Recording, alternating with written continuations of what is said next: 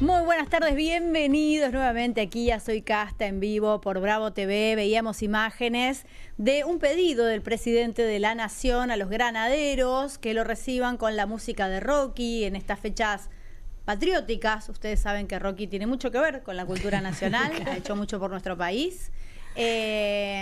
Y también, ¿saben qué recordé? Que él dijo que quería hacer una obra de teatro, no sé si recuerdan, que iba a juntar fondos para el Garraham, sí. Donde él iba a representar el capitalismo, iba a haber abogados que atacaran el capitalismo, él lo iba a representar y lo iba a defender, y además había rubias voluptuosas disfrazadas de la Estatua de la Libertad. Pensando en eso mismo y en esta escena que dio a conocer hoy tan interesante, me parece que esta nueva obra se puede llamar Te rompo el protocolo, ¿no? ¿No? Como a lo Corona para Calle Corrientes, y vemos todas las transgresiones del señor Milei, que se hace tocar la música de Rocky. Ay, y que circula rumores de que se quiere disfrazar de granadero para el acto del 25 de mayo. ¿Está bien? Yo creo que eso no sé si es posible, porque no es un disfraz. Una cosa es que vos te pongas una cartulina en el colegio, y otra cosa, pero se mandó a hacer un disfraz. Pero no puede usar el atuendo oficial. Acá estoy pidiendo información. Me llega muy más allá importante, claro. de Laura, nuestra productora, porque no es joda, no es che, pasame. No, en su momento hay que decir que el ministro Berni abusó un poco de la cuestión del traje de bombero, de G.I. Joe. Bueno, Petri también. No es el primero Milei el que le da por los atuendos. Bueno, así arrancamos el programa de hoy. Bienvenida, Gaby de Lelisi, ¿cómo estás? ¿Cómo andan? Pero ya lo tuvimos al Jabo YPF con el mameluco. Al Jabo de naranja. Al Jabo Antártico. Al Jabo, bueno, hemos tenido varios Jabos. Sí, bueno, sí. Petri ni hablar. Yo estoy muy a favor de que se vista con el traje que se mandó a hacer de granadero. ¿De granadero? ¿En serio? Es para ver hasta dónde llegamos, chicas. Es solo una cuestión casi morbosa. Claro. Es como ver un accidente. Yo quiero ver hasta dónde llega Claro, esto. un accidente Hay de la un poco de historia. morbo en esto, ¿o no? Díganme que no les pasa. Sí, obvio. A ver, ¿hasta dónde están dispuestos a llegar? Micaela también, bienvenida, Mica. Bueno, muchas gracias. Qué risa acá pensando en nuestro ministerio. O sea, tenemos varios funcionarios Rocky Balboa, ¿no? Y me imaginaba tal vez al presidente Milei ya como granadero a caballo, también sobre un caballo y escuchando la música de Rocky. Así que bueno. No sé si no me lo veo muy de nuestra Argentina de hoy. de montar al todo lo que voy a decir después va a estar mal, No, así que le doy la bienvenida a déjalo ahí, Jimena déjalo ahí. Fuertes. ¿Cómo está, Jimena? Hola, amigas, compañeras, ¿cómo andan? ¿Cómo andan todas y todos del otro lado? Sí, igual un poco para quitarle la jocosidad, porque ya es un poco vergonzante lo que está haciendo esta persona, este accidente de la historia que tenemos como presidente, porque es eso. Para mí lo que quiere hacer es ridiculizar la soberanía nacional, porque todas sus políticas de gobierno van en contra de la soberanía de nuestro país. Entonces esto también es una forma de burlarse, tomárselo a chanta, decir, bueno, esto es una jodita. Y en realidad estamos hablando de San Martín, uno de los próceres más queridos, que encabezó los granaderos a caballo y cruzó los Andes y nos liberó a todos y todas de las garras del imperialismo español. Pero bueno, creo que voy a postear alguna foto de cuando yo me disfrazaban de granadero a mí, así que... Hablando de soberanía, quiero decir, y esto simplemente como una mención, porque sé que probablemente no tengamos tiempo después de mencionarlo, que ojo con lo que está pasando en la Patagonia, porque ayer declararon el Consejo Deliberante de Bariloche como persona no grata a Milei a propósito, digamos, de las declaraciones y de los dichos de su postura frente a las Islas Malvinas. Esto se suma más allá de lo que está pasando en Tierra del Fuego con las huelgas. El otro día justamente veíamos a un representante de uno de los sindicatos de Santa Cruz que le iba a llevar la palabra a los fueguinos de la provincia de Santa Cruz, pero también de toda la Patagonia. Simplemente digo esto, veamos qué es lo que está pasando en la Patagonia particularmente. Y le damos la bienvenida a una invitada que tenemos hoy en el piso, Nayet Kademian. Bienvenida, Nayet, es politóloga. ¿Cómo estás? Hola, ¿cómo les va? Muy buenas tardes. Encantada de estar acá. Bueno, un placer tenerte. Vamos a arrancar con las aclaraciones que fue haciendo en diversas entrevistas el ministro Caputo de este nuevo plan de tus dólares, tu decisión, o de protección, reparación histórica de los ahorros de los argentinos, y las propuestas, esta propuesta novedosa y transgresora para la economía del país. Pueden hasta pagar, algunos me dicen, bueno, pero ¿puedo pagar cosas menores? Sí, cualquiera podría ir, depositar, no sé, $5.000 en la cuenta de su banco y después pagar el supermercado con tarjeta de débito en dólares. Sí, lo primero que voy a decir, ahora quiero escucharlas, ¿no? Cuando el ministro habla de cosas menores y habla de $5.000, claramente estamos sabiendo a qué clase social está hablando, ¿no? Claro. Son 5 palos, no es lo que le sobra a la mayoría de la población que llega justo a fin de mes. Y le quiero decir al ministro que todavía, mientras se mantenga la brecha entre el oficial, que está planchado, que está estabilizado, pero que de todas maneras existe un blue, a la gente le conviene ir a cambiarlo al mercado negro, que hace una monedita más, en lugar de ponerle una cuenta para pagar la verdulería. Por lo menos por ahora sigue siendo así. A ver, hablando de soberanía, ¿no? Tiene que ver con eso, justamente, que nosotros perdamos nuestra moneda, que nosotros no tengamos el peso, por más devaluado que esté, tiene que ver con que después, a futuro, porque esto tiene que ver con la promesa que había hecho Milei, ¿se acuerdan cuando estaba en campaña? Sí. De que iba a dolarizar la economía y que nosotros y nosotras íbamos a cobrar en dólares, y no estábamos cobrando en dólares más, estábamos cobrando pesos, y cada vez menos pesos porque el costo de vida sube y los salarios se quedan atrás en esa pelea. Pero eventualmente, digo, los países que sí han dolarizado su economía, como Ecuador, pierde totalmente su capacidad de maniobra económica, perdés autonomía, perdés soberanía, perdés tu propia moneda, o sea, sos un ex país. Ecuador, a partir de que dolarizó, no pudo tener, incluso Rafael Correa, que no pudo volver atrás con esa medida, y ahora Ecuador es un país que está profundamente atravesado por el narcotráfico, digo. En Argentina también hay narcotráfico, Sí. O sea, no quiero decir Dura que... la frase, sos un ex país, es Sí, un montón. y si no tenés moneda propia, ¿por qué vas a seguir siendo Sí, país? de todas maneras, las quiero escuchar, porque me interesa, pero cuando el ministro habla de esta realidad, de que uno pueda ir a cambiar dólares o meterlos en el sistema financiero oficial para ir a la verdulería, ¿no es lo que efectivamente está sucediendo hoy con las familias que están quemando ahorros para gastos cotidianos? Digo, ¿está hablando de algo que no se podía hacer y ahora sí se puede hacer?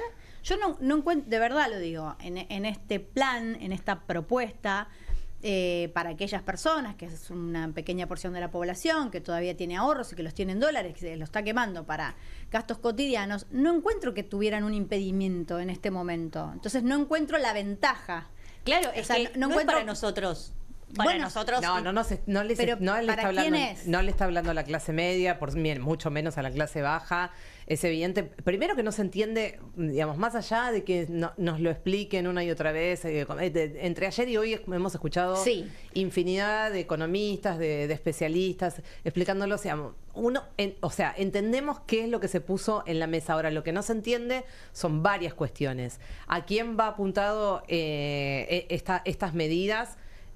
¿Tienen que ver con lo que venían prometiendo? Claramente no. ¿Esto es para sacar los dólares del colchón o para blanquear pesos? Claro, y además, si se blanquean los adrede. pesos, esos pesos que se van a blanquear, ¿no es estimado pensar que se van a dar vuelta una vez que estén blanqueados esos pesos y que van a ir a comprar dólares? O sea, ¿no sería Claro, al revés el exactamente. efecto de lo que querrían estar buscando? Por lo menos, realmente no se entiende qué es lo que quisieron Las hacer. quiero escuchar también. A mí me parece que, digo, y si tenemos en cuenta un poco qué es lo que pasó en las últimas elecciones y pensamos que en la ciudad de Buenos Aires un porcentaje muy alto que apoyó al gobierno o a la propuesta de Adorni tiene que ver con las clases más altas. Me parece que es a ese público al que se está dirigiendo, me parece que esas medidas están dirigidas a ese votante, digamos, más pudiente, que va a poder hacer, bueno, que se siente más libre, menos perseguido, y como evidentemente están necesitando más dólares. No sé qué opina acá nuestra Nayet, vamos a politóloga hablar con invitada. Bueno, yo creo que estas medidas tienen que ver con que el gobierno de algún modo es oficialismo hace 1 año y medio, pero pareciera que se olvida de que ya no está más en campaña electoral, ¿no? Y pareciera que solamente se dirige y se comunica con un sector de la población sin esta intención de construir un consenso, de llegar a toda la ciudadanía. Y eso tiene que ver también con el hecho de que estamos hoy en una Argentina muy polarizada y la performance electoral que ha tenido el gobierno en las elecciones de Cava ha sido, por supuesto, un triunfo, pero creo que no debemos pasar de vista que el candidato más votado, que es Adorni, saca el 30% de los votos de un padrón en el cual fue el 50% a votar, ¿no? Entonces, ahí hay algunas preguntas que nos podemos hacer respecto a los niveles de acuerdo que está teniendo el gobierno nacional por parte de la población hacia el programa económico y político. Sí, lo que pasa es que ayer fue un programa bastante tenso, pero yo me voy a quedar con algo que no pude desarrollar en el programa de ayer, que este anuncio tan pomposo, digo, piensen bien cuáles fueron los últimos anuncios que se hicieron de esta manera con 4 funcionarios del gobierno dando explicaciones. No es habitual, no lo vemos todo el tiempo. Mucha pregunta, repregunta, un gran anuncio, esto le va a cambiar la vida a la gente, ¿no? Como una maniobra política enorme para una medida muy chiquita, que lo que sí sembró, que esto sí yo creo que pasó, es mucha confusión. Mucha gente festejando, creyendo que le toca una parte de alguna de estas medidas, ¿no? Entiendo, algunos, qué sé yo, no te van a supervisar el pago de despensas, pero yo no conozco de verdad mucha gente que se haya caído del sistema por pagar las despensas o por transferirle la cuota alimentaria a sus hijos, ¿no? Para hablar de gastos arriba de las 300, 400, 500 lucas, que es de lo que se hablaba ayer, ¿no?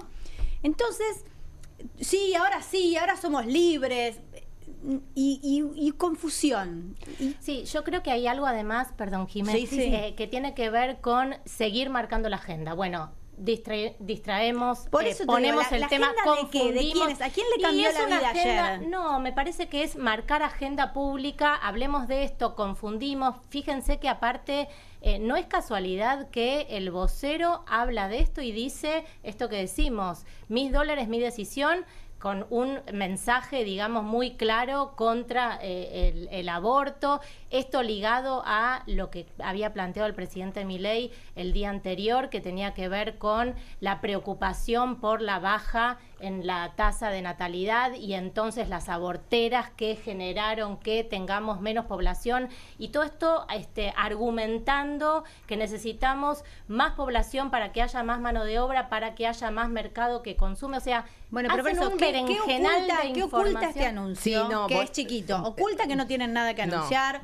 Oculta que efectivamente están rascando dólares del fondo de la olla, que te van a ir a pedir dólares hasta el fondo del colchón. Se los están pidiendo a los jubilados que ahorraron un manguito, al Carmen, que estaba guardando un puchito. Lo que oculta es que no hay un plan, que nuevamente se están quedando sin plata, que que ya ven que se están quedando sin la guita, digamos, sin dólares genuinos. Para sostener el dólar a como está, el dólar planchado como está, se necesita muchísimo dinero. Eso es evidente que no va a alcanzar, o sea, eso ya lo prevén que no va a alcanzar. Y por otra parte, está claro que sí que es una maniobra distractoria, porque además esto sí o sí va a tener que pasar por el Congreso. Digamos, no hay nadie en su sano juicio que vaya a hacer lo que están planteando, que es esta especie de blanqueo. Hacer que es a partir del año que viene, además. Si no hay una seguridad jurídica, que eso en todo caso tendría que ser avalado por una ley en el Congreso, que a priori me animo a pensar que va a ser difícil. Es la ley penal tributaria la que hay que modificar. Eso tiene que ingresar por la Cámara de Diputados. La Cámara de Diputados es la que se encarga de la legislación tributaria y se supone que tienen los votos del PRO, tienen los votos de los radicales de Loredo, y ahora estaban diciendo que quieren ir a buscar los votos de los gobernadores, que son los que, sobre todo en la Cámara Alta, después terminan jugando fuerte. Ahora, yo vuelvo a esto, el gobierno no tiene un plan, como decís vos, Gaby, porque justamente lo que no tiene es generación de dólares genuinos. O sea, ¿de dónde puede Argentina autofabricarse sus propios dólares, de la venta de la soja y de la venta de energía, vaca muerta. Nada de eso le está sirviendo, le está alcanzando para sostener este dólar planchado. Ya el blanqueo real se hizo el año pasado. Creo que 13 millones de dólares se consiguieron a partir de lo que la gente sí tenía ahorrado y quería poner dentro del sistema financiero nacional.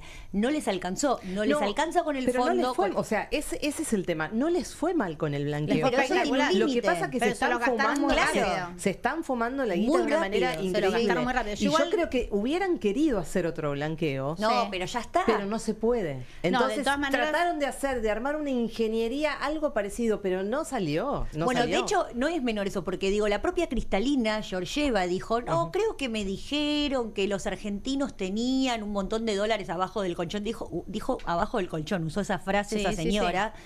Y de hecho, recuerden que en campaña Patricia Bullrich también había dicho, bueno, esto lo vamos a pagar con los ahorros de los argentinos. Después la mandaron a callar porque es medio piantaboto. Y la frase no estaba. Es mucho mejor creer que vos sos libre de cambiar tus dólares cuando quieras que te estás comiendo tus ahorros porque no tenés opción. Bueno, claro, depende cómo lo plantees. Son dos maneras diferentes de decir lo mismo. Vamos a hablar con Carlos Delfrades, diputado provincial del Frente Social y Popular en Santa Fe. Buenas tardes, Carlos, ¿cómo estás? ¿Cómo le va? Buenas tardes, un gustazo dialogar con ustedes. Igualmente, bienvenido. Bueno, vos sabés que uno de los debates más interesantes que se dio al respecto de este anuncio de estas medidas es si esta manera de blanquear dinero o de poner dinero sin explicación en el sistema financiero contribuía a los negocios ilegales, como por ejemplo el narcotráfico. ¿Cuál es tu opinión? Sí, esto se ocurrió en América Latina. Es algo que sucedió en Colombia, en México, en Brasil, en Perú, Ecuador. Y eso siempre favorece al lavado de dinero. En realidad, cuando uno blanquea dinero, es efectivamente una maniobra de lavado de dinero para que ingresen en el circuito formal dineros que vienen de los grandes negocios que tiene el sistema capitalista de hace años, que son el narcotráfico, la trata de personas y el negocio de las armas, fundamentalmente, que son los tres grandes ilegales dentro. ¿Y cuál sería tu respuesta? Porque digo, el argumento que usó Javier Milei en una nota cuando le hicieron exactamente esta pregunta es que una cosa es la economía y otra cosa es la justicia. La justicia y la policía tienen que combatir al narcotráfico y la economía tiene otro carril.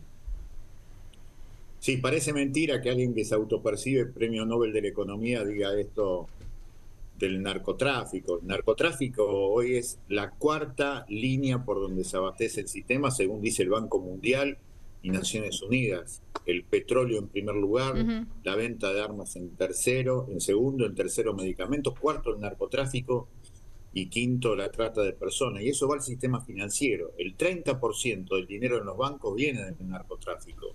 Es una actividad económica. ¿El 30% del dinero que está en los bancos viene del narcotráfico? O sea, ¿encuentra un camino para ser blanqueado?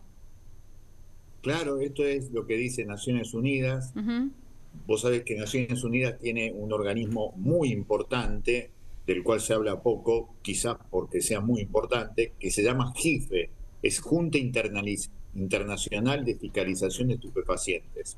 Y allí siempre se advierte sobre los flujos de dineros ilícitos que son los que alimentan el negocio. Entonces, cuando dice eso Milei claramente, está diciendo por arriba siga el flujo de dinero, pero por abajo vamos a meter mucha mano dura, porque es lo que también se alimenta desde hace décadas sobre esta idea de pasar las Fuerzas Armadas a ser policías nacionales, para que después en realidad eso genere miedo y control social sobre la población.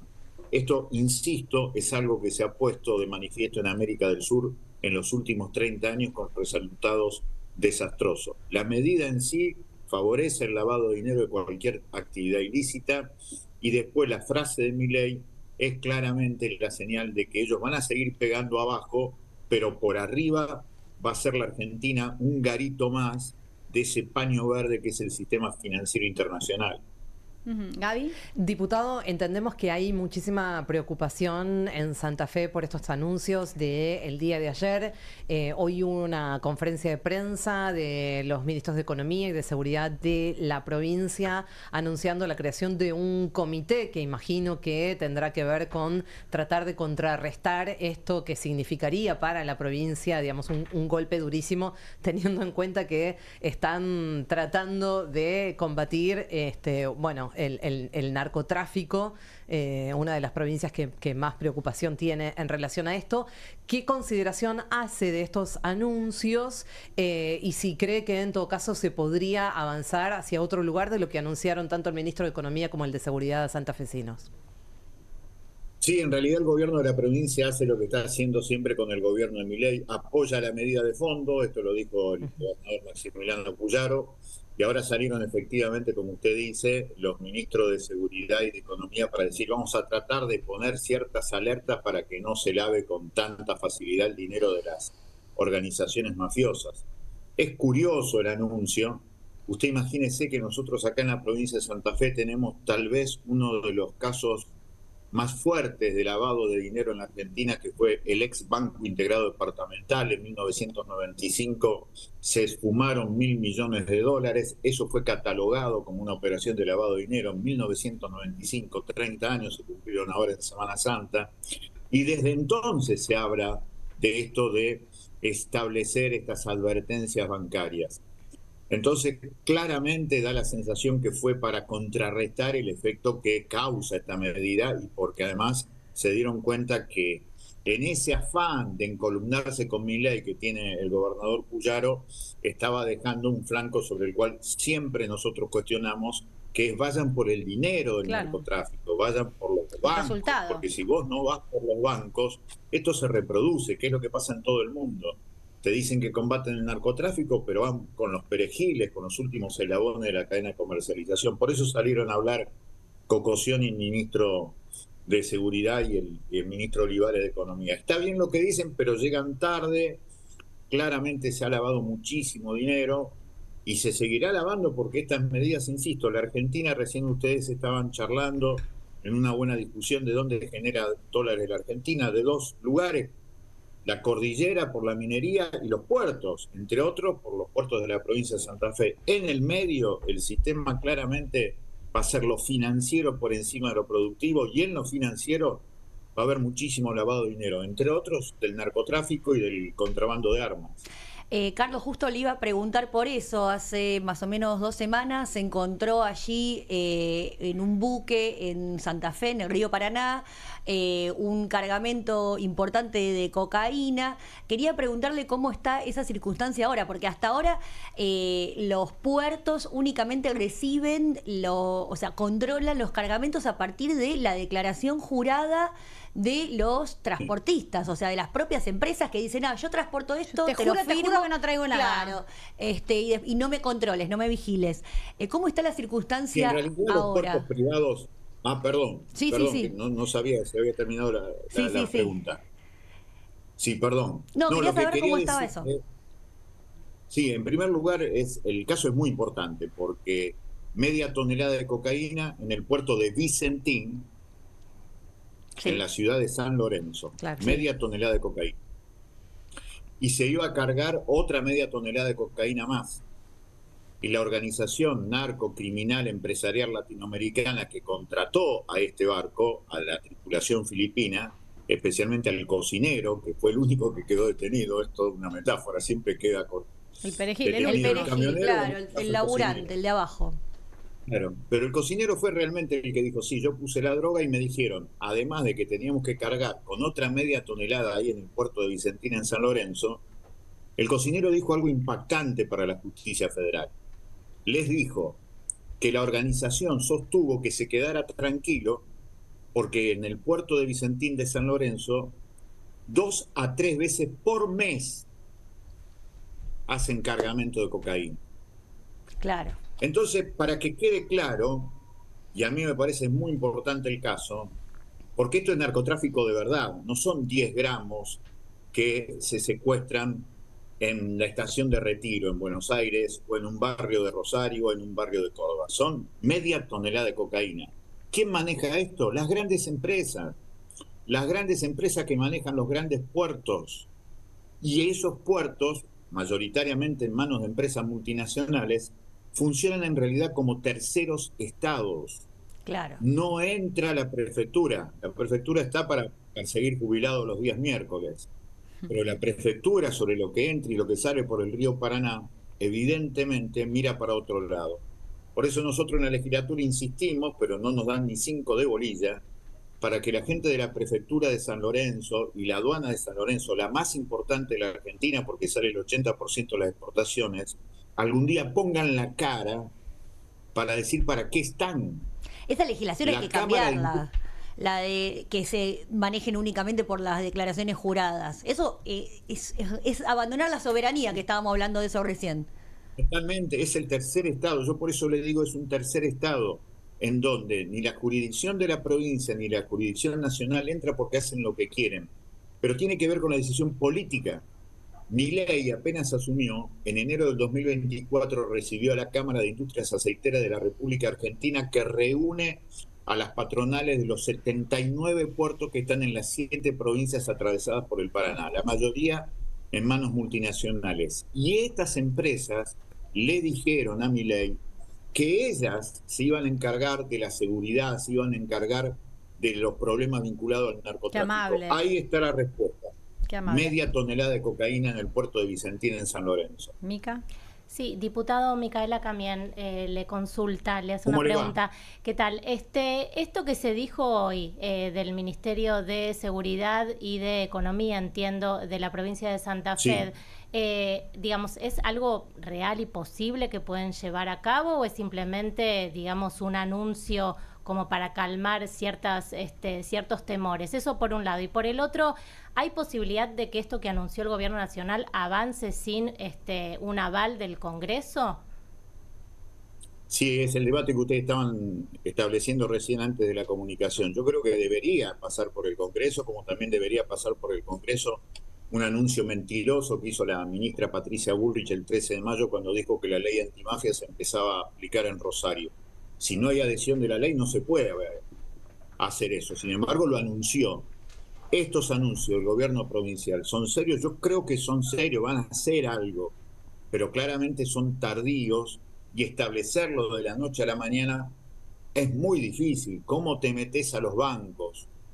Es muy difícil hacerlo eso de la noche a la mañana. Igualmente, quiero creer que es algo serio, por lo menos en el anuncio del gobierno provincial, o por lo menos vamos a intentar que sea algo serio. Ahora, lo de Milei debería pasar por el Congreso de la Nación, pero en una economía que tiene el 50% de la población económicamente activa en la informalidad, eso significa que el 50% de la economía argentina es informal, es ilegal. Sí. Entonces, frente a esa situación, de hecho, me da la sensación que lo van a aplicar. Lo aprovechamos que ustedes de Santa Fe para volver a algo que preguntaba Carmela, que era, digamos, esta idea loca que plantea Milei en el sentido de que, bueno, el narcotráfico hay que combatirlo, digamos, desde la justicia, desde una cuestión de seguridad. Y entonces le pregunto acá, porque digamos hay un contrasentido ahí, porque uno entiende que el narcotráfico maneja tantos hilos, uno de ellos es la justicia. ¿Cómo está el Poder Judicial en ese sentido, en esa liazón, en esa especie de sociedad que maneja con el narcotráfico en la provincia de Santa Fe? Nosotros tenemos un caso que sintetiza la envergadura de la pregunta que usted me hace. El caso es del juez federal Marcelo Bailaque. Durante 4 años, como juez federal de la ciudad de Rosario, protegió al principal narco empresarial de los eslabones inferiores, Esteban Lindor Alvarado, un gran asesino, dicho sea de paso. Y ese tipo durante 4 años recibió la protección directa de Bailaque. El contador del juez federal era el mismo contador de Alvarado. Y durante esos 4 años se produjeron por lo menos 50 asesinatos vinculados a Alvarado. Esa justicia federal directamente ha sido cómplice del narcotráfico en la provincia de Santa Fe. Ahora hay camadas nuevas de fiscales que esperemos trabajen a favor del pueblo y no a favor de lo narcopolicial que tenemos acá en la provincia de Santa Fe.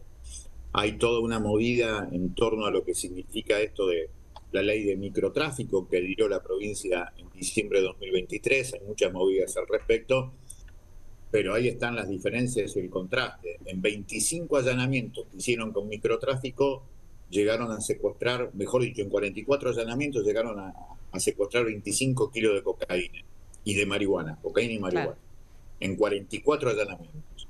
En esto que denunció la propia tripulación del buque tenés media tonelada de cocaína. Claro. Las diferencias son grandes. Cuando vos apretás por abajo, no pasa nada, salvo que vas cambiando los integrantes de las bandas. Sí, que es la parte más fácil de reemplazar, además, para estos sistemas de narcotráfico, ¿no? Así es. Por eso me parece que es muy importante. Pero la síntesis y la respuesta que me preguntaba recién su compañera es esta. Tenemos una justicia federal que fue mucho más cómplice que activa a favor de la gente. Ahora, vuelvo y con esto cierro, ¿no? ¿A vos te parece, finalmente, por lo que yo entendí, en tu opinión, que va a pesar más a la hora de aprobar esta ley la informalidad de por lo menos el 40% de la población que tiene sus ingresos genuinos en negro que la lucha contra el narcotráfico? Sí, porque tiene que ver con el flujo de dinero, porque si no se hubiera terminado con tantas cosas que se han dicho. Así que claramente el flujo de dinero informal es lo que va a seguir generando, como lamentablemente muchos sectores políticos se resignan ante el poder económico y tenemos los problemas que tenemos. Carlos, muchísimas gracias. Ha sido un privilegio, gracias. Por favor, buenas tardes. Carlos Delfrade, diputado provincial de Santa Fe. Una provincia que ha tenido muchos problemas relacionados con el narcotráfico. Hay que decir que no vienen funcionando los controles. Patricia Bullrich intervino en Rosario en su momento. Habían logrado que baje la intensidad, por lo menos, de las muertes relacionadas con el narcotráfico. Y finalmente eso... esa lucha que parecía haber comenzado quedó medio dormida. Es una provincia en el tomada camino por el narcotráfico, por eso parece a priori una ingenuidad, o en todo caso, si quiero ya ser un poco más mala, es una perversidad pensar que en una provincia, por ejemplo, como Santa Fe, que ya está cooptada por el narcotráfico, donde sabemos que la policía está involucrada, donde la justicia está involucrada o el Poder Judicial está involucrado, van a ser ellos los que van a ir contra el narcotráfico y dejar de lado una herramienta fundamental para el combate justamente de los narcos, que es la vía económica, el seguir la ruta del dinero. La trazabilidad. Vos fijate, porque yo creo que siempre hay que ir un poquito más allá, con un poquito más de profundidad. Qué interesante lo que decía. Cuando vos planteas este tema, y el tema del narcotráfico, es muy raro que alguna persona con dos dedos de frente te lo pueda discutir, salvo Milei con este argumento insólito en una entrevista. Pero yo pienso en cuál es el mensaje que recibe la sociedad. Y es una de las pocas veces que los gobiernos, que este gobierno le habla a un sector que nadie le viene hablando hace años, que es la cantidad de gente que trabaja en negro y tiene sus ingresos genuinos en negro. Entonces, finalmente, esta realidad, que es una realidad oculta, que nadie quiso ver, a la que nadie le habló, porque si vos le hablás, además tenés que hacer algo para que eso deje de suceder, va a tapar, ¿sí? Va a tapar los disensos que pueda generar pero toda esta cuestión relacionada con el narcotráfico. Digo, porque no es tan ingenuo ni tan lineal. Pero ojo ahí, porque hay una diferencia para mí que es importante, que es, una cosa es trabajar de manera no registrada, no sé si sos Rappi o si limpias casas, cuando tus patrones no te reconocen como trabajador o trabajadora, no te hacen los aportes, no tenés ningún tipo de legalidad. Y otra cosa, o sea, una cosa es estar en la informalidad y otra cosa es estar en la ilegalidad. Otra cosa es la trata de personas, otra cosa son los delitos del narcotráfico. Lo que pasa es que el Estado se corrió de los dos. Yo te entiendo, lo que digo es cuando se lo planteen de cara a la sociedad los legisladores van a votar lo que sea más popular en ese momento, chicos, o lo que sientan que por lo menos no le va a llevar la carrera puesta. Está claro, han votado cualquier cosa y acá estamos. Bueno, que de hecho esto también creo que se lo van a votar justamente. Pero justamente porque tiene una contracara, si querés para mí pequeña, menor, que podría ser subsanada con los 3 primeros renglones de esta propuesta, sin incluir todos los demás, pero tiene todos los demás, que es darle un lugar a la gente a la que le vienen pagando en negro hace montones de años, que no es solo hay empleados de comercio que cobran en negro, no es que solo o que cobran la mitad de su salario en negro. Las psicólogas. ¿Es el monto de lo que estás hablando, Carmela? ¿De qué monto estamos hablando? ¿De mínimo? No importa, esa es un 40% de la población. Cuando vos ves... ¿Y qué problema tiene esa gente, digamos, para vivir en la cotidiana? Que nadie le habló. El problema que tiene es que nunca nadie les habló. No hacer nada más que vivir el día a día. No lo saben, nadie les habló de su realidad, de lo que les pasaba, de por qué no pueden poner esa guita en una cuenta. Nadie les habló. Las billeteras virtuales ahora reciben esa guita. Pero el ARCA las podía revisar. Yo ahí diciendo en su momento. A mí me parece interesante pensar, a mí me parece interesante porque es algo que no estamos poniendo mucho el foco. Ahí me parece interesante que tal vez debajo hay un intento de llegar a esa población que es el 50% de la gente que trabaja en la informalidad por un montón de razones y que por ahí un montón de movimientos, pequeños movimientos económicos no podía hacer porque no había manera de blanquear, entre comillas, ese dinero. Es posible que haya algún intento... Yo te lo tomo, pero déjenme dudar de que le estén hablando a esa gente. Creo que esto no va para esa gente. A esa gente bueno, no digo que, a ver, yo no digo que vaya para esta gente. Lo que yo digo es, vos haces un combo. Dice, bueno, ¿cómo paso este combo? ¿Cómo paso este elefante?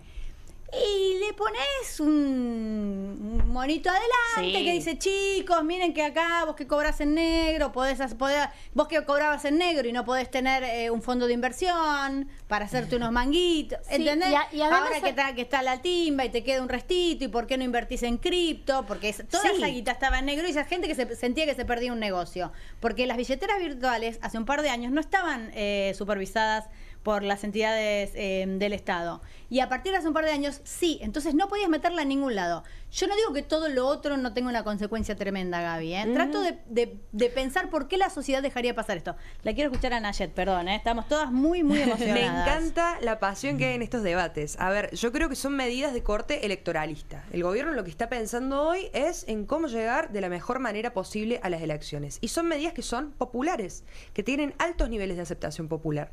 Nosotros lo que vemos cuando analizamos el nivel de aprobación a la gestión del presidente por ingresos es que tiene una forma de U. Es decir, es alto en los bajos ingresos, comienza a bajar la aprobación a medida que nos acercamos a la clase media y vuelve a subir a medida que llegamos a los ingresos altos. Bueno, este tipo de medida tiene una intención de llegar a esos sectores, ¿no? Los de ingresos altos, claramente, pero además esta mitad de la población que está en la informalidad, que a lo mejor alguien que laburaba en negro no podía ir al banco, poner la plata y comprarse una moto. Y con estas medidas a lo mejor sí puede. Luego está el plano de la discusión donde podemos preguntarnos si esto es una política pública positiva para el desarrollo de la Argentina en el mediano o en el largo plazo. Yo tengo mis serias dudas. Creo que no están pensando en ese sentido desde el gobierno nacional. Pero creo que son medidas que tienen un apoyo popular y una aceptación, sobre todo lo que fue la liberalización del cepo, ¿no? El hecho de que hoy una persona pueda entrar al home banking a comprar dólares, por más de que sean $100, por más de que quizás no alcance para llegar a fin de mes, pero eso simbólicamente en contraposición con los gobiernos anteriores, que es quizás hoy el principal activo de Milei, el antikirchnerismo que lo sostiene, bueno, es positivo y le sirve para llegar bien con un aire fresco a las elecciones. ¿Y pero cuánto te dura eso? Porque en realidad cuando te diste cuenta que ni llegas a fin de mes para comprarte los dólares, es como que, digo, porque es verdad, a la gente le prometieron que, acordémonos de la campaña, la gente realmente creía que iba a ganar en dólares, porque en Argentina tenemos esa memoria del 1 a 1, de que pasabas del peso al dólar y del dólar al peso en la época de Caballo, estoy hablando, la gente joven no debe saber, pero hay una memoria histórica de eso en nuestro país. Y caló muy fuerte en la campaña, te lo decían los pibes, los laburantes te decían, no, vamos a cobrar en dólares, vos no te gusta Milei porque a vos no te conviene que cobremos en dólares, cuando después nunca lo vimos eso hasta ahora, nadie se lo echa en cara. ¿cuándo vamos a cobrar en dólares? ¿Quieren dolarizar? Que nos paguen en dólares. Bueno, el problema no es que te paguen en dólares. El problema es cuántos dólares. ¿Entendés? Pero si te pagan en dólares, pero cobras $200, no te sirve para nada. Porque el problema de fondo es que los salarios tienen un tope. Sí. Entonces, vos no le pones tope a las transacciones, no seguís las transacciones, no le pones tope al blanqueo, no le pones tope a un préstamo, pedís todo lo que podés pedir prestado y cuando la gente negocia un aumento de salario dice, no, pará, ¿cómo vas a pedir esto? Bueno, y además agreguemos que este presidente dice que todos los que evaden son héroes y todos los que pagamos impuestos somos los que no nos pudimos escapar, los que no tuvimos la picardía, la rapidez de escaparnos del fisco, cuando él es el presidente de la nación y tiene que encargarse de que el fisco funcione. Vos no querés que haya, como dice, superávit fiscal. Bueno, necesitas gente que pague impuestos. Que te paguen los impuestos. Nayet, ¿qué pensás, digamos, qué impacto puede tener justamente esta idea de que haya gente que va a tener que seguir pagando impuestos y otra gente que no? No sé si eso se puede analizar de alguna manera, porque me da la sensación de que acá se abre otra brecha, ¿no? Y otra grieta, entre ¿no? los tontos y los vivos. Entre los salames que siguen pagando, por ejemplo, los trabajadores que tienen que pagar, por ejemplo, impuesto a las ganancias. Lo que pasa es que, perdón, ahora la dejamos a ella, pero solo agrego algo. El impuesto a las ganancias no está dirigido a ese 50% de la población que está más en la informalidad, sino que es ya una categoría más alta. No está hablando del monotributista. Bien, pero el monotributista no tiene... el monotributista no tiene que presentar impuesto a las ganancias. O el monotributista. No, pero bueno, porque es independiente, pero no todos los que pagan impuestos a las ganancias tienen un ingreso mayor al de monotributo, ¿eh? Cuando digo, a ver, ahora los que te cobran poco las maquilladoras también. de los canales pagan ganancias porque están en blanco, ¿me entendés? O sea, es una locura. Lo que pasa es que el monotributo incluye eso de otro modo. El impuesto a las ganancias, el que se presenta anualmente, es a partir de una categoría que es cuando se supera la categoría más alta de monotributo. Digo para que pensemos en que a quién le están quitando de algún modo Claro, impuestos. lo que pasa es que cuando vos pagas ganancias, dejás de superar a la categoría más alta del monotributista, porque lo quitas de tu salario. Digo, la idea de que el salario es ganancia en salarios que están muy bajos es una idea que está en conflicto en sí misma. Y aparte este gobierno subió el impuesto a los bienes personales, que es el impuesto al patrimonio, el impuesto que más pagaban los ricos, y se los bajó. Totalmente. En ese sentido es un modelo económico que profundiza las desigualdades, ¿no? Creo que, a ver, en esto lo que sucede es que, como bien vos mencionabas, hay un sector de la población que está enojado, hay un sector que comienza a descreer de las medidas que está llevando adelante el gobierno nacional. Digo, en el último estudio de Suban Córdoba lo que se ve es que 2 de cada 10 votantes de Milei no le creen cuando el presidente dice que la inflación bajó a los niveles a los que bajó. Eso como un dato. Mira. El tema es que ese sector, que hoy podemos pensar es la mitad de la Argentina, prácticamente, todavía no encuentra una representación, todavía no encuentra cómo vehiculizar eso. Y hoy tenemos una oposición muy fragmentada, donde pareciera que hoy la Libertad Avanza es el único espacio político nacional, donde el kirchnerismo o Unión por la Patria pareciera que se asemeja hoy más a un partido de la provincia de Buenos Aires, así como Córdoba tiene su partido provincial, que al espacio político nacional que suele ser. Bueno, esos elementos le allanan el camino al gobierno nacional para llevar adelante estas medidas y además jugar con esta cuestión de las expectativas, ¿no? Frente a todo lo malo que hubo antes, esto parece como, bueno, un aire, una cuestión de hablarle a las generaciones más jóvenes. Ustedes mencionaban el porcentaje de informalidad. Bueno, en jóvenes ya no es el 50%, asciende a 7 de 10.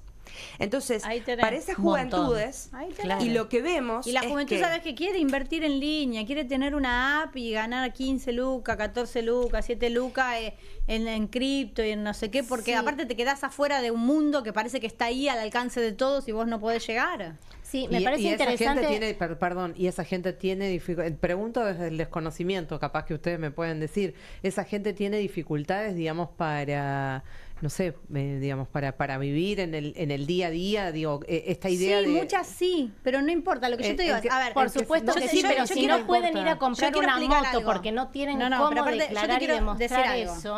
Digo, cuando vos, lo que hicieron las inversiones online, esta cosa donde se puso tan de moda la timba financiera, para todo el mundo. Quiere decir, para todo el mundo es para cualquiera, aunque no sepas un corno. Por ejemplo, los fondos comunes de inversión. ¿Qué significa? ¿Que vos tenés que tener un ahorro? No, ni eso. Vos decís, bueno, yo hoy cobré 100 pesos y los voy a usar pasado mañana.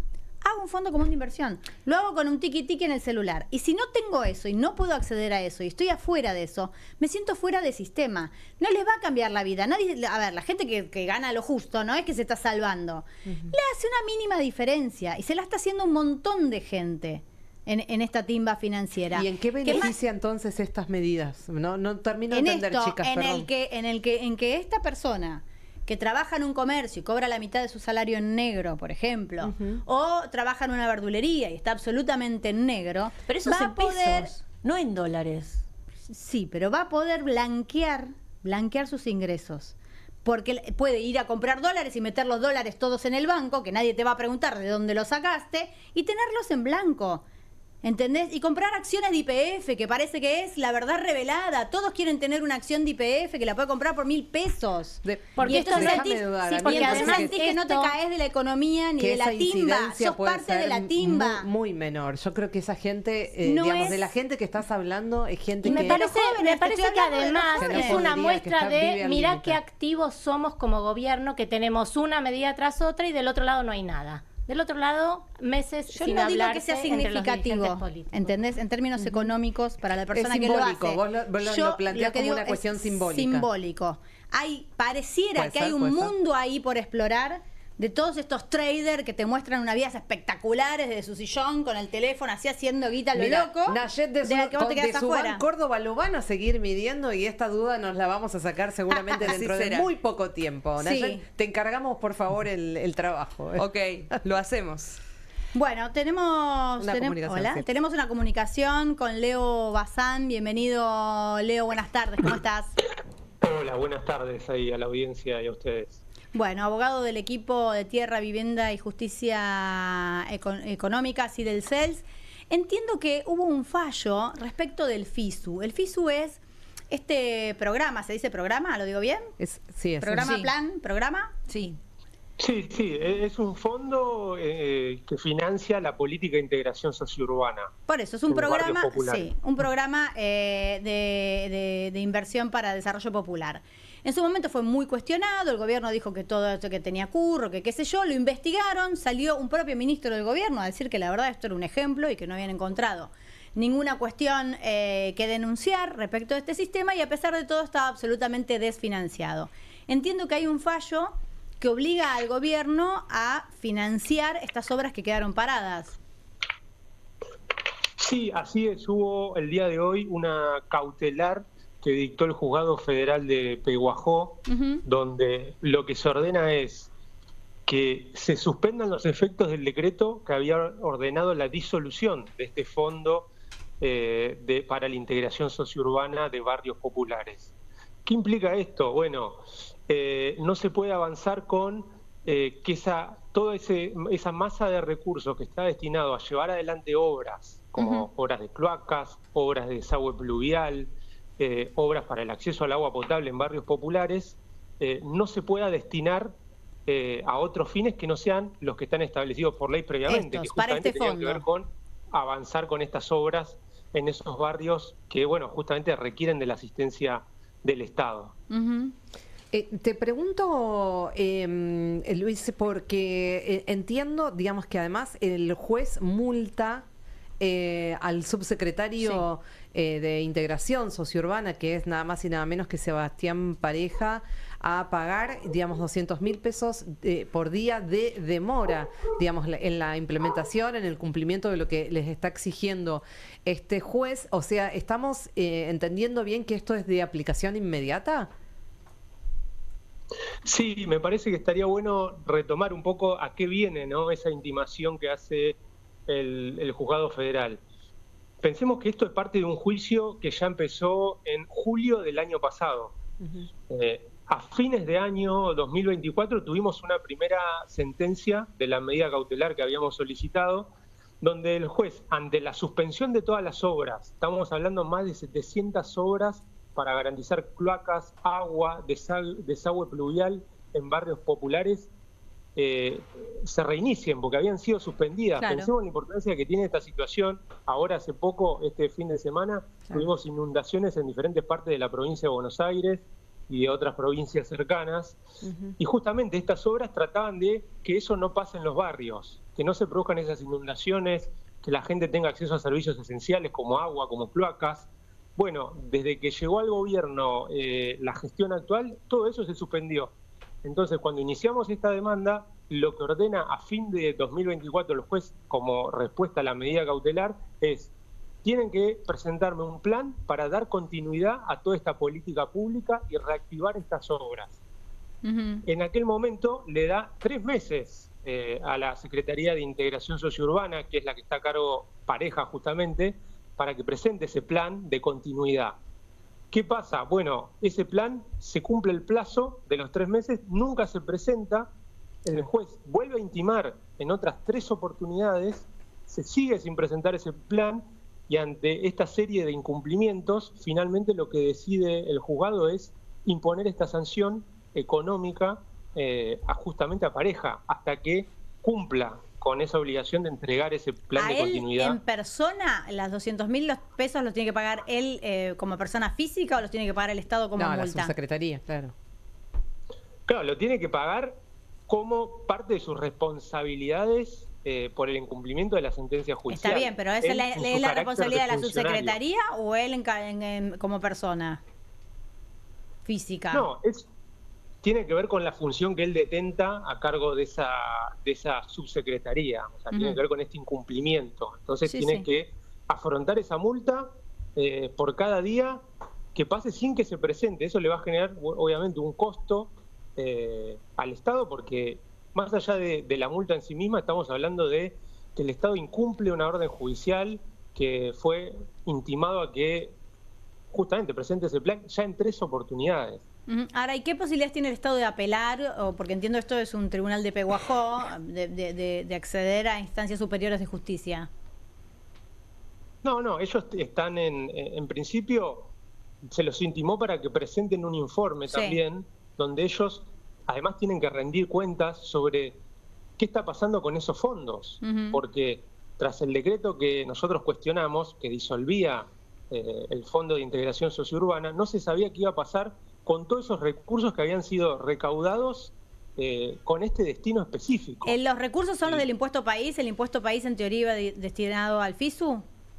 Claro, fundamentalmente ese fondo estaba... O sea, es plata que ya se cobró y tendrían que explicar qué hicieron con ese dinero. Exactamente, fue con 2 fuentes fundamentales. Por un lado, lo que vos decís, el impuesto país, y por otro lado, lo que se había recaudado con el impuesto a las grandes fortunas. Claro. Está bien.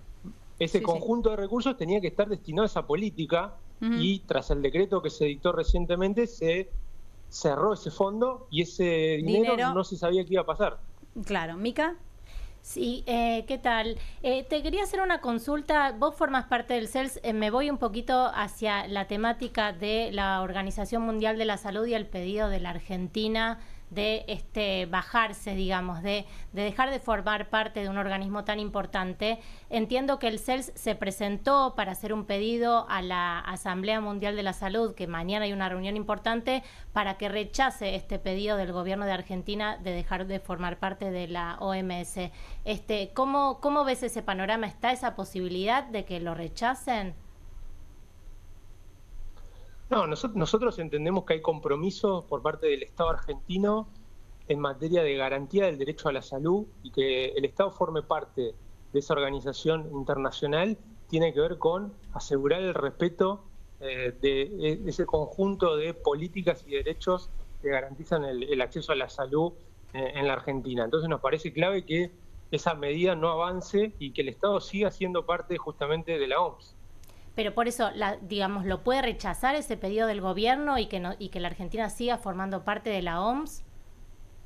Nosotros, como Organización de Derechos Humanos, junto con muchas otras organizaciones que promovemos la defensa del derecho a la salud, nos estamos manifestando en contra de esa decisión. No sabemos qué es lo que puede pasar finalmente con esa medida, si es que se llega o no a concretar, pero nuestro posicionamiento tiene que ver con la continuidad del Estado dentro de la OMS. Leo, ¿qué tal? Buenas tardes. Jimena Fuertes te saluda. Quería saber puntualmente por la situación de Fernanda Miño, que era la subsecretaria de este fondo que administraba y que fue puntualmente, muy brutalmente señalada por el gobierno y de hecho le hicieron una causa, le allanaron la casa. ¿En qué circunstancias se encuentra ahora esta cuestión? Nosotros particularmente desde el CELS lo que venimos impulsando tiene que ver con esta acción judicial, ¿no? Que tiene que ver con el cumplimiento de la Ley para la Integración Sociourbana de Barrios Populares y todas las políticas que tienen que ver con el acceso a servicios esenciales, con la reurbanización de los barrios. Particularmente sabemos que obviamente Fernanda Miño tuvo un rol muy importante cuando se desarrollaron estas políticas en la gestión anterior, sí. Pero no estamos particularmente al tanto de estas situaciones que vos me estás comentando, personales más de ella, ¿no? Como de estas situaciones judiciales que vos me estás contando. Bueno, que no dejan de estar relacionadas con este tema, ¿no? Cuando se creía que había algún tipo de estafa relacionada con este fondo. Leo, muchísimas gracias. Sí, igual ahí aclarar de todas formas que hubo una auditoría por parte de la CIGEN, donde hubo solamente algunos señalamientos sobre cuestiones administrativas, pero no se planteó que haya irregularidades como manifiestas. No, desde ya, es lo que aclaramos al principio, ¿no? Claro. Sí. Leo, muchísimas gracias. Saludos. Un abrazo. Leo Bazán, del CELS, nos aclaraba un poco la situación de este fallo que obliga al gobierno y multa al gobierno a dar respuesta a la continuidad de este plan de plata que ya se cobró, que no sabemos dónde está y que es para necesidades muy primarias. Quiero decir una cosita muy breve. Sebastián Pareja es el armador de Karina Milei en la provincia de Buenos Aires. ¿Eso ibas a aclarar, Gaby? No, quería detallar un número que es tremendo, que es el registro del RENAVAP de los barrios populares. Pero decilo. No, eso solo, que digo, ¿no? Es un funcionario que solo esto, para que me están retando porque me dice que tenemos que ir a la tanda, pero voy a decir que no pasa nada. Es un relevamiento que hizo RENAVAP junto a la organización Techo. Hay 6.000 en estos momentos en la República Argentina, 6.447 barrios populares en todo el país. O sea, la pobreza ya estamos en el 40%.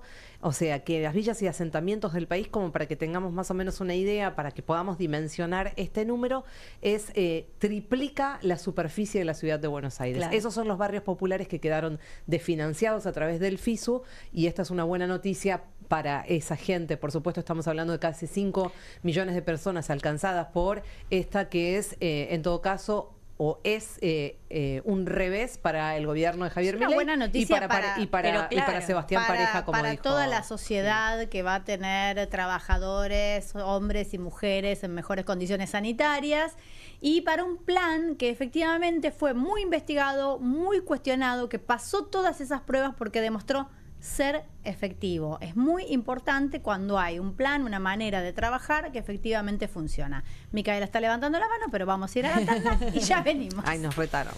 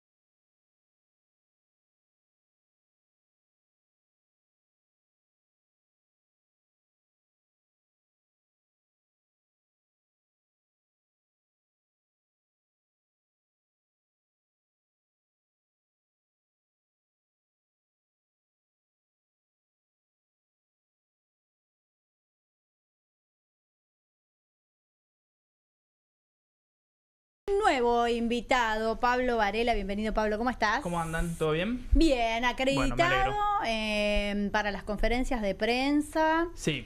Con un nuevo protocolo. ¿Sí? ¿Así nuevo protocolo? Sí, ¿Nuevo bueno, reglamento? Sí, es un nuevo reglamento, resolución, protocolo que establece nuevos criterios para los acreditados. No solamente para las conferencias, sino también para cómo te acreditas para estar cumpliendo funciones periodísticas en Casa Rosada. Para poder ingresar. Pero digo, ¿los que ya están acreditados siguen acreditados o tenés que hacer todo de vuelta? No, hay que hacer todo de vuelta. Tenés que hacer todo de nuevo. Exactamente. Hay 30 días hábiles para que las empresas periodísticas cumplan una serie de requisitos que se establecieron hoy, que ya venían medio circulando, venían algunas notas apareciendo y en off algunos funcionarios venían hablando de eso. Pero bueno, hoy salió definitivamente la resolución ya con todos los detalles. ¿Y cuáles son los más sustanciales, los nuevos a los que hay que prestar atención? A ver, me parece que, por ejemplo, no vas a tener más huella digital. Para vos ingresar a la Casa Rosada, ingresás con huella digital de dedo índice. Sí. Bueno, no vas a tener más huella digital, vas a estar con una credencial todo el tiempo. ¿Y qué cambiaría eso? Porque es tan Eso no sería tan grave. Lo que para mí, por ejemplo, es grave es que no te dejen circular libremente por la Casa Rosada. O sea, obviamente que uno aparte sos un farol. Ahí ya entendí. Es como que va, cuidado con lo que decís. Tengo una pechera para que que dice te que te estoy identifiquen escuchando. más cuando caminas por los pasillos de la Casa Rosada. Tenés que identificar. Y después, que obviamente uno no circula libremente porque no entras al despacho del presidente, pero cuando vos vas pasilleando, para decirlo así como se dice en el podés la hacer jerga entrevistas, juntarte con... Exacto, vos ves quién entra, quién no entra, qué funcionario entró, si entra un gobernador, diputado, senador, algún empresario. ¿Cuánto se quedó? ¿Cuánto se quedó? ¿A qué despacho entró? Entonces vos vas ahí midiendo cómo está el clima, a quién responde a quién responde aquel, cómo va jugando políticamente la Casa Rosada, los horarios. Vos sabés más o menos qué horarios está qué funcionario, que no. Si vos no me dejás circular libremente, ¿cómo hago? Por ejemplo, ¿y entonces a qué sector se los va a confinar? No está claro. A la sala. Está bien. ¿Qué más cambió? O algunas cosas delimitadas. Hay algo bastante particular, por no decir jodido, que es que entiendo que van a hacer una revisión de aquellos periodistas, a qué medios pertenecen, en función de, no sé si decirlo, rating, prestigio, tamaño del medio. ¿Esto es así? Sí, eso que decía que las empresas tienen 30 días hábiles para volver a presentar los acreditados. Además tienen que presentar sus avales, es decir, el alcance, el rating, cuáles son los pergaminos que tiene cada uno de los medios y también los periodistas acreditados. O sea, medios con menor capacidad de llegada y con audiencias más pequeñas van a ver limitada su posibilidad de acceso. Totalmente, sí. Y por otro lado, pienso, perdón, porque me parece importante. Yo creo que eso está apuntado un poco a eso, ¿no? Pienso en Fabián Wallman. Totalmente. Que es periodista de un medio pequeño que es La Patriada, que es un medio comunitario. Así es. Sí, Fabián es el único acreditado por FM La Patriada, que obviamente es una persona muy visible porque, bueno, tiene un estilo que ya más o menos todos conocemos, ¿no? Es muy incisivo con sus preguntas para con el gobierno, es muy crítico para con el gobierno. Claro, La Patriada podría ser un medio que podría quedar afuera, digamos, si no cumple los requisitos que se están planteando ahora. Y además además pueden ingresar otros medios. Porque, por ejemplo, estaba pensando si esto tendrá que ver con una línea similar a la que está manejando Trump, que también hizo varios cambios en ese sentido, y uno de ellos es modificar quiénes pueden estar y quiénes no, y le dio lugar a un montón de streamers, youtubers, pero ¿con qué criterio?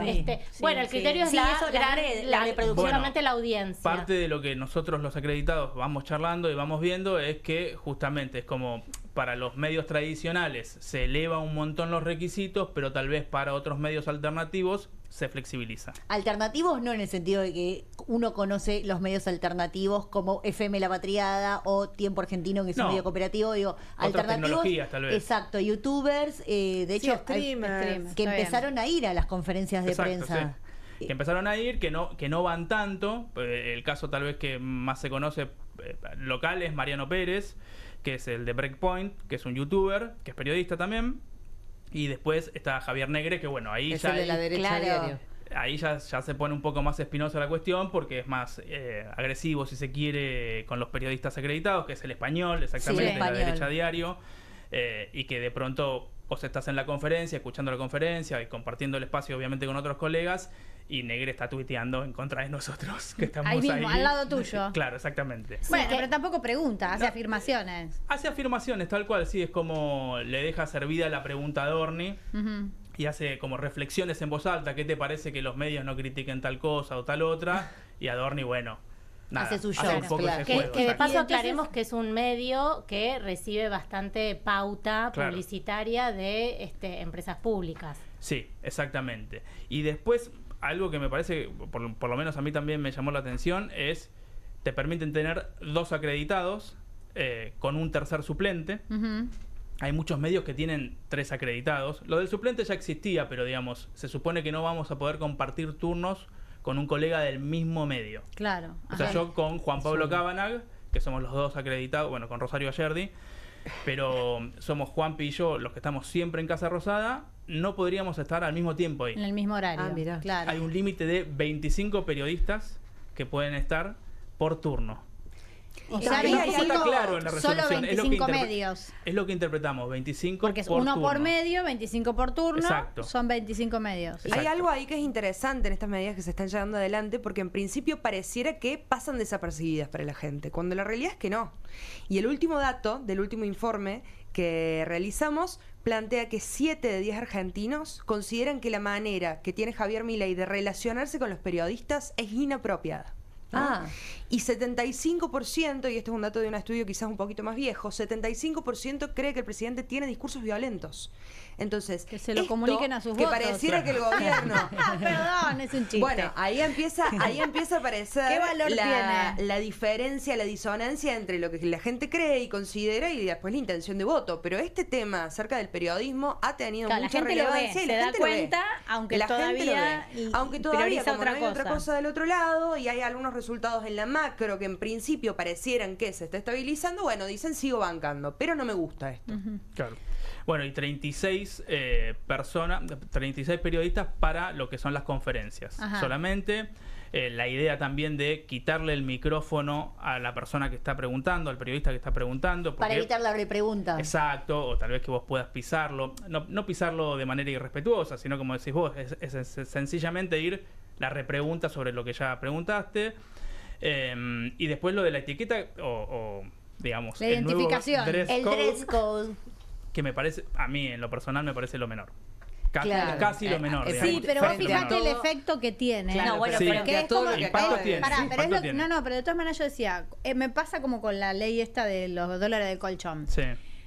Adelante hay una boludez, lo dije en francés, no sé si se Sí, entendió. académico Adelante lo estamos tuyo. todos discutiendo si el periodista tiene o no tiene que ir de camisa, de saco, qué pollera se van a poner las mujeres o cómo nos vamos a tener que ir vestidos. Ujú. Y atrás de eso hay una letra chiquita, viste, como en los contratos, como la publicidad de la radio que te habla rapidito, que te dice, Sí. che, mira, vamos a desacreditar a medios chicos o a los que no nos gusten, vamos a acreditar más periodistas a medios virtuales, digo, y vamos a identificar a los periodistas bien grande para verlos de lejos venir. Entonces, y todo eso pasa desapercibido porque a ver si van a tener que llevar camisa o no, bufanda, si te tenés que cortar el pelo. Sí, suscribo. Pero Sí, bueno, claro. No cuando parece tan empezás- letra chica, se vienen diciendo todas estas cuestiones. Y yo, Yo te lo quería único que preguntar. escuché que rebotó, es te lo digo de la sinceramente, ropa, ¿eh? lo del atuendo. Es lo Sí, de la porque ropa. aparte contrasta mucho con cómo se viste el propio Milei, que va de campera de cuero, con ¿Y una- cómo va a Sí, estar ni en hablar. vestido este domingo porque además, logran Rocky? manejar la agenda. Hay una habilidad para manejar la Sí, son agenda. Donde buenos. yo te digo, vos pones una medida que puede ser absolutamente cuestionable, repudiable, interesante, debatible, y le pones una zanahoria adelante, un cascabel, y van todos al cascabel. ¿Desde cuándo estás acreditado ahí cumpliendo Desde este rol? diciembre del 23. ¿Habías con escuchado este gobierno. alguna medida similar por parte No. de...? No, o sea, bueno, en realidad legalmente, si cabe el término, estoy acreditado un poquito después, pero empecé a cubrir desde diciembre del 2023. Tardaron bastante, de hecho, las acreditaciones para perfil. Claro. Así que salieron unos meses después, durante el 2024, pero yo estoy ya con huella digital hace rato y no tengo problemas y en general el trato es cordial. Pero bueno, para afuera y para la batalla cultural y para todo lo que implica este gobierno, obviamente los periodistas somos hostigados sin lugar a dudas. Hay algo que de lo que no hablamos que me parece que también es una de las cosas más graves, que es algo que entiendo que tiene que ver con la moderación de las preguntas. Sí, la idea también ¿Qué sería de que... eso? Y la idea de, por ejemplo, ¿cómo funciona ahora? Los periodistas se anotan para preguntar. Sí. Sorteo. Y eso es un sorteo que hacemos los propios periodistas. Hay algunos periodistas que van un poco más tarde, hay algunos periodistas que no llegan a la conferencia, hay algunos periodistas que tal vez no les sirve preguntar, los de radio les sirve un montón, por ejemplo, Claro. Sí. porque se llevan seguro un audio para pasar en el informativo, lo que fuere. Bueno, eso lo manejamos entre nosotros y en general no hay problemas. Ahora es como, bueno, ¿por qué no pregunta a alguien que no pregunta nunca? Claro, se meten ellos. O Fabián Waldman, que preguntó un montón ya. Pará, no, Ya preguntaste. ya preguntaste ayer, o antes de ayer, o la semana pasada. Ajá. O sea, ellos pueden decidir, o sea, moderar. ¿A quién le dan la palabra? Está esa idea. La vienen Ok. diciendo, ¿viste? Porque todo te lo tiran con sorna, con risa, ja, ¿no? Sí. Y te la van tirando. Como y, el botón muteador, el como el viejo anhelo de Adorni del botón. Y hay algo ahí que muteador. está flotando. También, Bueno, también sí, estuve sí, hablando, es como quiero casi decir una de cosa. psicoanalítico, ¿no? Degeneró en esto, digamos, Claro. pero es básicamente, este es el botón muteador del que Adorni hablaba. Exacto, sí, uno empieza a entender que más allá del chiste hay un deseo ahí, ¿no? De moderar cosas. A mí me parece importante por ahí también señalar que el propio Adorni hizo su campaña política hablando con ustedes, los trabajadores y trabajadoras Totalmente. de prensa, en la sala de conferencias, y que de alguna manera los usa para sacar rédito de cómo él se expresa. Incluso hasta hay momentos en los que pareciera como que los gasta, como que se burla. ¿Hay algún trabajo o alguna coordinación entre ustedes? Yo estuve acreditada en el periodo de gobierno anterior y también me parecía muy importante esto del pasilleo y de andar dando vueltas por el patio de las palmeras. ¿Hay ahora de parte de ustedes alguna reacción, alguna forma de organizarse para poder plantear de manera colectiva alguna respuesta a esto que está haciendo? Eso es difícil coordinarlo. Sí está en las conversaciones, sí está en lo que nosotros los periodistas conversamos, le estamos haciendo la campaña a este tipo. Claro, Porque al mismo tiempo vos sos periodista acreditado, hay una conferencia, vas. claro, tenés que ir. O sea, ¿cómo haces Si para podés, no ir? preguntás. Hay colegas que plantean directamente, No che, ir. ¿y si les vaciamos la conferencia? Bueno, para mí es un poco extremo. Y bueno, eso se vio muy palpable o muy claramente, digamos, en la última semana de la campaña, Sí, ¿no? tremendo. Donde fue casi alevoso, Sí. donde uno podría decir, bueno, plan platita, Claro, te usa básicamente, de- ¿no? Anuncios con Anuncia, dólar, anuncia. anuncios con bajas en los aranceles para celulares, para productos electrónicos. Y después terminó Adorni tirando un tuit diciendo, no, lo del blanqueo que anunciaron ayer se posterga para que el kirchnerismo no lo utilice, ¿no? Para criticarnos. En realidad nos llegaron con la letra chica. Claro. Es Pablo, eso, ni más ni también menos que eso. se mencionó que hay una especie de castigos en ese Sí. protocolo ante faltas graves, entre comillas, que ahora nos vas a explicar de qué se trata eso. Y por otro lado te quería preguntar, ¿hay cierto temor, ante esta guerra declarada, clara contra la prensa y con las denuncias penales que han recibido algunos periodistas? Bueno, lo que venimos escuchando semana a semana y que va escalando. Entonces ¿hay cierto temor y en qué consistiría esto de los castigos? Falta grave no está establecido que es una falta grave. No, falta grave es eso, falta grave. ¿Qué es falta grave? No sé, calculo. Caminar por un pasillo sin pedir permiso. Yo calculo, Ir no en sé. musculosa.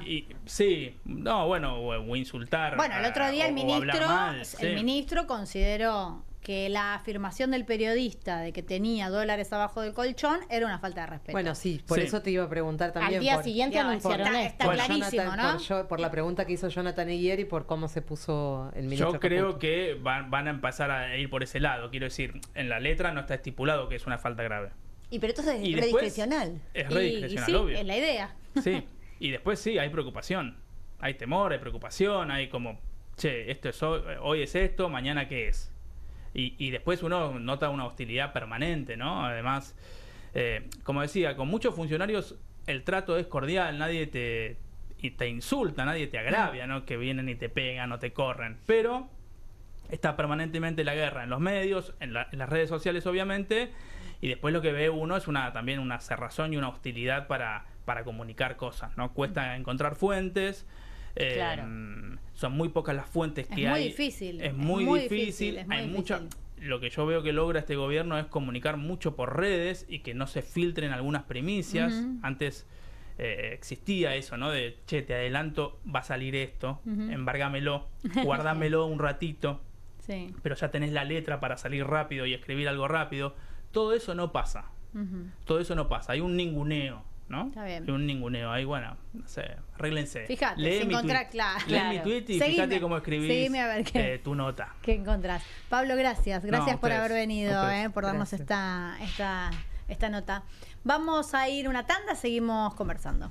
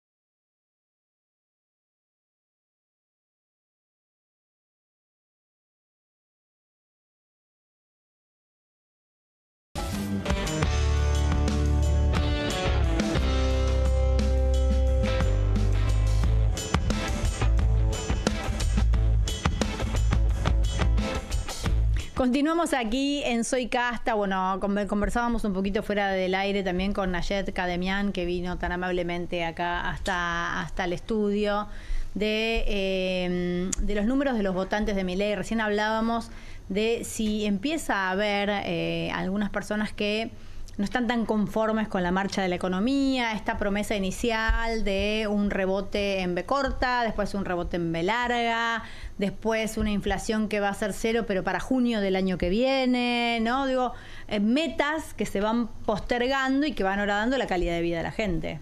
Totalmente. A ver, lo que vemos es que el núcleo duro del gobierno se compone de aquel 30% que lo apoyó en la PASO y en la elección general, que es el mismo tercio que saca Adorni en Cava. Claro. El restante de los votos que lo acompañaron en el balotaje son votos prestados prácticamente, que vienen del PRO. Entonces, en ese votante es donde comienza a aparecer esta cuestión de la molestia, del desacuerdo. Pero en ese tercio, núcleo duro, que diría yo es quien está de acuerdo con todo el programa político, económico, pero también la faceta ideológica, ¿no? La parte de la batalla cultural. Bueno, lo que ahí vemos es que se compone mayormente de jóvenes, varones y del interior del país. Esa es una característica que tiene ese núcleo duro libertario, ¿no? Más de las provincias que de Capital Federal, decís. Claro, más de las provincias del interior, me refiero a por fuera de Cava y por fuera de provincia de Buenos Aires. ¿Tiene que ver con este rol del varón en la sociedad? Yo creo que hay distintos elementos. Uno de ellos tiene que ver con algo de efecto backlash, ¿no? Como una especie de reacción ante toda la avanzada feminista. Parece loco de creer, pero recordemos que este es el mismo país donde hace unos años teníamos a cientos de miles de mujeres en las calles luchando por el ni una menos, luchando por la interrupción voluntaria del embarazo. El mismo país que fue y es pionero a nivel mundial en políticas de género. Bueno, que hoy se estén dando este tipo de manifestaciones, en realidad da cuenta de que es una expresión minoritaria, pero intensa, ruidosa. Lo que hace ruido es que sean los jóvenes, porque uno esperaría ese tipo de reacción en gente que ya ha sido socializada una vida entera de otra manera, a la que le choca, a la que pareciera que esto le viene a quitar, si querés, algún rol de privilegio en la sociedad. En cambio, los jóvenes uno pensaría que están más abiertos a una sociedad más igualitaria o de derecho a la mujer. Y lo que yo siento es que al no haber promesa económica y de desarrollo personal en los jóvenes, y tampoco del orden de lo familiar, digo, esa supremacía del varón, quedaron como sin destino y están tratando de retomar algún lugar. Totalmente. Tiene que ver mucho con el contexto de precariedad del que hablábamos antes, ¿no? Todo este avance en materia de derechos para las mujeres y para las minorías se da en paralelo a una degradación de las condiciones materiales de existencia de las juventudes en la Argentina. Pero nosotros no tenemos la culpa. Bueno, pero ¿sabes qué pasa? Yo creo que no la tenemos. Pero ese núcleo de esos varones jóvenes, libertarios, antifeministas, que yo creo que hay algo ahí donde los feminismos se están replanteando si a estos jóvenes varones hemos dejado afuera de algún modo, y que tiene que ver con todo este avance que vos estás planteando. Ese núcleo duro está, digamos, fortalecido, está ampliado. ¿Cómo lo están observando ustedes de hace 1 año y medio acá? Yo lo veo fuerte, lo veo sólido ese núcleo duro. En algunos aspectos pareciera que hay un corrimiento un poquito mayor, es decir, que del 30 pasó al 40. Por ejemplo, cuando nos vamos a temas como la derogación de la interrupción voluntaria del embarazo. Ajá. Por ejemplo, por citar ¿Vos decís que esos jóvenes varones no están de acuerdo con el aborto legal? Eso aparece. Y sobre todo lo que aparece es un rechazo a todo lo anterior. Pero además, y para pensar esto de manera global quizás, es una tendencia que se está dando en todas las democracias en desarrollo y desarrolladas en el mundo, donde hay una brecha ideológica. No somos originales. Exactamente. Una brecha ideológica cada vez más grande entre los varones jóvenes y las mujeres jóvenes, donde las mujeres jóvenes son socialmente más progresistas. Yo vuelvo solo que es impresionante que, digamos, que es evidente que tiene que hacer esa lectura, porque no hay un gobierno más unitario que le dé menos bolilla a las provincias que Milei. Ni hablar. Evidentemente tiene que ser eso. Al costo lo están pagando los gobernadores y los intendentes. Sí. Nayet, muchísimas gracias. Gracias a ustedes. Mañana vamos a seguir hablando porque al pasar escuché algunas dicotomías que, no, mañana no seguimos hablando, lo vamos el lunes, mañana es sábado, me gritan acá. Sí. No estoy muy Dejemos bien de trabajar. dejemos de trabajar. Le vamos a dar la bienvenida al señor Juan Di Natale. ¿Cómo estás, Juan? Bienvenido. Hola Carmela, ¿cómo estás? Buenas noches. Y acá perdida, como me escuchaste, quiero venir a trabajar mañana. Bueno, quiero seguir. No es necesario, es importante el descanso también, Carmela. Lo dejaste todo ya esta semana. Di todo. Por eso, ¿no? Resguardate un poco. Sí. Reconstruite y el lunes que viene volvemos con todo. Yo espero, sí. Llego también con el último esfuerzo, Carmela, pero voy a dejar todo acá. Bueno, yo espero sobrevivir al locro del domingo. Tengo una invitación muy especial que voy a disfrutar de una bodega amiga, así que no sé en qué condiciones vengo el lunes. Por lo que me decís, aparte va a ser un locro bien regado. Por supuesto, como tiene que ser. No hay otro tipo. Vos sabés que, por supuesto, que adoro esta patria, bendita tierra argentina, pero no soy del locro. No soy del locro, no te como lentejas. De las legumbres, guiso de lentejas. A mí dame guiso de lentejas. Mira, te gustan más las lentejas que el locro. Yo sí. no podría elegir. Claro. Tengo ese problema. Los dos a la final, ¿no? Claro. Pero sí. me gusta el locro. Muy difícil de hacer, ¿eh? Porque ¿sí? había antes en las carnicerías cortes que el locro lleva patita de chancho, claro. Cuerito. Sí. Eso, viste, que ahora que somos todos light, que la grasa es veneno y que no sé qué, no se consigue más en ningún lado. Sí. Pero el locro sin grasa no es locro, ¿o no? Y viste que hay locro light? vegano, locro light, viste, No. yo que es como una sopa de maíz lo que te dan. No, eso tendrían que ponerle otro nombre. Me parece un sacrilegio esto que Sí. estás describiendo, pero bueno, no me voy a meter porque como yo no como locro, arréglense Claro. ustedes. No, yo voy a dirimir ahí esta cuestión, pero voy a ir en persona y lo voy a catar en vivo. Muy bien, poné las cosas en orden. Bueno. Y salud y viva la patria. Viva la patria, Juan, buen programa, abrazo. Gracias, un beso, buen fin de semana. Buenas noches, te decimos a vos, ¿cómo te va?